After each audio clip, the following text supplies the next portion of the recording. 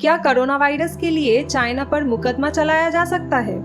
क्या चाइना को पूरे दुनिया के लिए कोविड-19 से हुए ह्यूमन लाइफ और इकोनॉमिक लॉसेस की भरपाई करनी चाहिए? क्या चाइना व्यक्तिगत रूप से जिम्मेदार है कोविड-19 के लिए? ऐसे कई तरह की सवाल पूरे दुनिया में कई पॉलिटिकल ऑर्गेनाइजेशंस और कम्युनिटीज में की जा रही है। आरोपों के अनुसार नवंबर 2019 के अंत से जब वुहान में कई सारे न्यूमोनिया जैसे केसेस पाए जा रहे थे, तब चाइना ने इन केसेस को गंभीरता से नहीं लिया और पूरे दुनिया से इस बीमारी से जुड़ी बातें छुपाई रखी। दुनिया भर में कई गवर्नमेंट्स के रूलिंग पार्टियों ने और जाने माने ऑर्गेनाइजेशंस ने ये दावा किया कि चाइना ने इस बीमारी की गंभीरता और इस बीमारी के बारे में बहुत सारे क्रिटिकल इंफॉर्मेशन को पूरे दुनिया से यहाँ तक कि WHO से भी छुपा के रखा। पर अभी बात आरोपों से कई ज्यादा सीरियस हो चुकी है। दुनिया भर में कोविड-19 से हुए ह्यूमन लाइफ और इकोनॉमिक लॉसेस के लिए चाइना को जिम्मेदार ठहराकर कई गवर्नमेंट्स और ऑर्गेनाइजेशंस ने चाइना के खिलाफ लॉ सूट जारी की।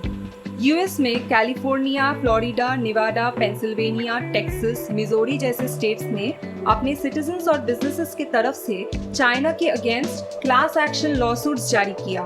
British Henry Jackson society think tank ने G7 वेस्टर्न पावर्स को प्रपोज किया कि उन्हें कोरोना वायरस पैंडेमिक से हुए लॉसेस के लिए चाइना के अगेंस्ट एक 3.2 ट्रिलियन पाउंड का लॉ सूट करना चाहिए। हाल ही में जर्मनी के सबसे बड़े न्यूज़पेपर बिल्ड ने कोविड-19 लॉसेस के लिए 149 बिलियन यूरोस का बिल इनवॉइस चाइना को भेजा। लेकिन क्या इन सभी लॉसूट से चाइना के खिलाफ कोई भारी लीगल एक्शन लिया जा सकता है? बिल्कुल भी नहीं। इसका मेन रीजन है sovereign immunity. Sovereign immunity principle के अनुसार कोई भी इंडिपेंडेंट कंट्री अपने डोमेस्टिक कोर्ट्स में एक दूसरे इंडिपेंडेंट कंट्री के खिलाफ कोई भी लॉसूट्स नहीं कर सकता।